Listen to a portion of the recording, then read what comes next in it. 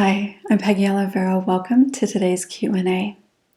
I took today's question from a question that somebody asked on another video that I did.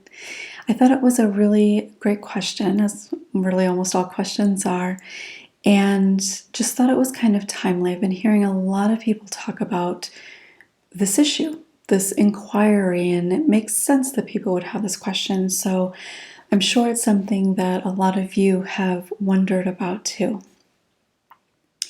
Does continued excavation or unearthing of traumatic chapters in our lives dissipate or heighten its power over us? Do we give it more weight by giving it more of our energy? So, a lot of people have the idea that if you just sit and dwell on stuff, then you're going to feel bad. And I think that's true. But there's this idea that even just in talking about things, that we're giving energy to something that we don't want to continue to experience in our lives, that we don't want to feel, that we don't want to think about, and that's a bad thing. So if we don't want that, then we have to not think about it. We have to not talk about it. I've done a lot of podcast interviews over the last couple of years, and people will often ask similar types of questions. And one of the things that I talk about is the difference between or the idea that it's one thing to sit and just continue to replay something. It's something very different to recognize there's this thing, whatever it is, there's this thing that I experienced that I know has had an impact because it makes sense, because I feel it, because I recognize that when I think about it, I feel a certain way. When certain things happen in my life now, it reminds me of different things, or it sends me into the spiral of just unhealthy behavior or feeling horrible. There's a difference between those things, because one is you aren't doing anything with it when you kind of just sit and think about it, or you replay it over and over again, but there's no movement, there's no moving that energy through. It's just kind of this thing that keeps happening over and over and over again. When you recognize that there's something to heal from, which is why I say you cannot heal what you deny is wounded, we have to acknowledge that there's something for us to heal from. Then we take the steps necessary. So when it comes to childhood sexual abuse, any kind of childhood abuse really, and a lot of other things, I truly do believe that we need somebody, a professional, who can help us navigate that healing process. And when we make a conscious effort and say, you know what, whether it was abuse, whether it was a breakup, the death of somebody that you're having a hard time getting over, so many different things, like a car accident, there's so many different ways that we're affected, and so many different life experiences that are not huge or traumatic that leave a lasting impact. So if we can recognize, maybe even just by our symptoms or struggle, that we repeat the same things over and over again, okay, there's something for me to work on. There's something going on that keeps me in this pattern that I don't like, that doesn't feel good to me. You make a conscious decision, okay, I'm going to do something about it. You get support, you go and you find the help that you need with a qualified person. And as you're talking about things, as you're thinking about things, as you're feeling things, you're on a path towards something. So the energy that you're putting into it is very different than the energy that you put in if you're sitting on your own and just blaming yourself, feeling like you shouldn't be struggling, feeling shame, telling yourself you should be over it, then the energy has nowhere to go. But when you make that conscious decision and you have that support and that person kind of helps keep you on that path, that trajectory going forward, then the energy is moving through. It continues to move through. In every conscious conversation, in every conscious action, and so it doesn't always have to be conscious once you've been on the path a little while, but every action that you take to help heal, it does move you forward because that energy is able to be released as you continue to move forward. So ultimately, what matters is how are we thinking about the difficulty, the trauma, the experience? What are we doing with it? What are we doing about it? Are we using our support system, people that know about it, people who are willing to listen, so that when you're sharing something, that person is open to receiving, open to hearing what you're saying, and can help move that energy. If you're talking about something with people that don't have the capacity, don't have the ability to hear difficult things or to sit with people in pain, then it's possible that that's going to be kind of reflected right back to you, and that's going to be hard for a couple of reasons. But if you're able to have conversations, share openly, because that's a really important piece as well, then the energy moves, it heals, it's no longer there. There's a couple of different examples that I use often when I talk about this. And one is that when you've been, so I'm going to talk about sexual abuse in particular, or childhood trauma. When you've got this experience in your life and your way of coping is to use denial and minimization as a way of coping with it. So you tell yourself it's not a big deal, or it was in the past and I'm over it. And of course, the words that you use might be a little bit different, but those are the things that we tend to say to ourselves. So when you've done that, you might be able to put it away, put it back on a shelf somewhere, but it's always there.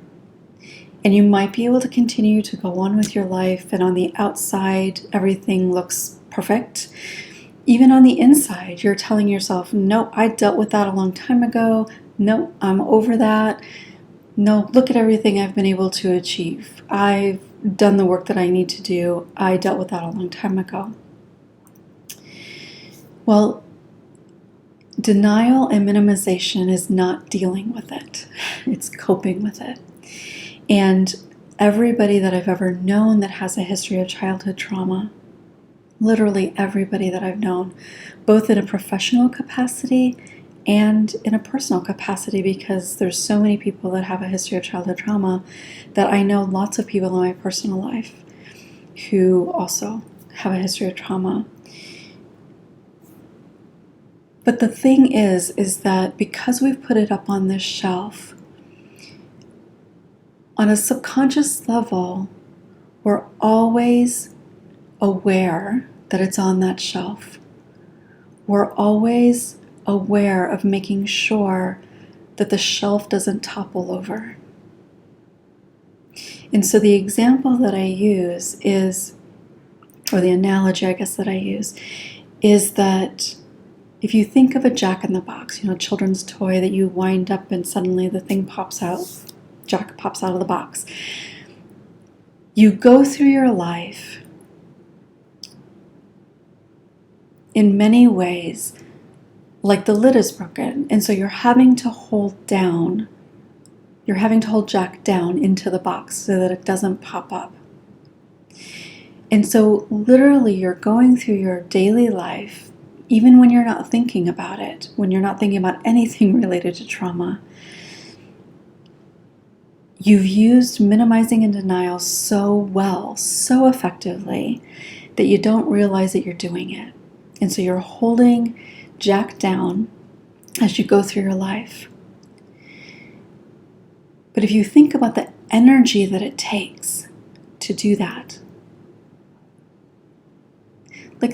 really think about it. If you had to go through your day, no matter what you're doing, you're working, you're playing, you're cooking, you're cuddling, you're whatever, you're active in something, everything that you're doing throughout your day, you've got one hand, you've got this energy making sure that you're keeping at a distance or keeping at bay the trauma.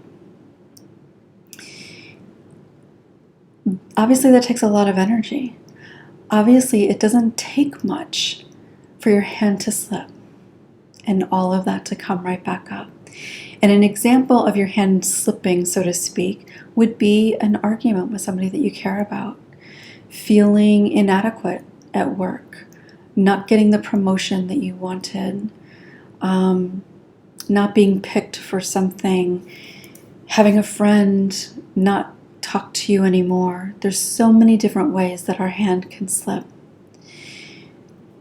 Once we acknowledge, oh my God, I've been walking around my entire life trying to hold Jack in the box, then you can look at that and say, oh, okay. Then you can recognize and say, hey, maybe I've got this board over here that I can put on Jack to keep him down while I have a conversation with somebody, while I search for somebody to help me heal this. And then when you go in and you have those conversations with your support person, with your therapist, mentor, whatever it is, when you do that, you come into that space and you can take your hand off the box because you're not pretending it's not there. And so for that time, your energy is spent moving it forward instead of just trying to hold it down. I hope that makes sense. But that's really the difference. And that's why, and I know in the kind of law of attraction and spiritual community, it's about, what you give energy to grows, and being low vibe versus high vibe and that kind of thing. But the reality is that when you've experienced something difficult, it's there whether you're thinking about it or not. It is absolutely there. And you can tell that it's there if you just look at how you struggle in your life. What are you struggling with? Do you struggle with self-doubt? Do you struggle with comparing yourself? Do you struggle with unfulfilling relationships, not living to your potential, knowing that there's more for you out there, but you hold yourself back in some way? Those things aren't just random that happen to people. Those things happen because of what we believe about ourselves.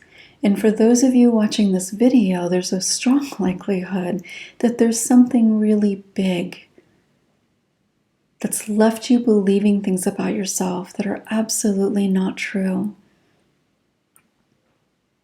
And recognizing that you've been holding Jack in that box is the first step of beginning to be able to see the truth of who you are. Having the opportunity and the space and the time to be able to take your hand off and let Jack pop out of that box, recognize that it's there so that you can move through that energy, so that you can heal that energy and move up that path to the summit. That is what healing is. And that's the difference between dwelling on something. I hate that word, but I know that a lot of people use that word. And I hate it, I think, because of the connotation with it. The people are sitting around feeling sorry for themselves, playing the victim and that kind of thing, which is also a phrase I absolutely hate. But there's a difference. And I think as a society, we need to recognize this difference, because it's all of us kind of going through our lives trying to keep Jack in a box that creates the stress, that creates the disconnect with other human beings, that keeps us from living the lives that we desire and deserve. We are all, in some way or another, trying to keep something in a box. The only way that we can ever fully feel free is to acknowledge that it's there and then do the work to heal it. So thank you for that question. I hope that this has been helpful. If you have any questions, please feel free to share them in the comments here. If you have a question for me that you'd like me to answer on another Q&A video, please send your question to Q&A@courageousjourneys.com. And I look forward to seeing you next time. Have a beautiful day.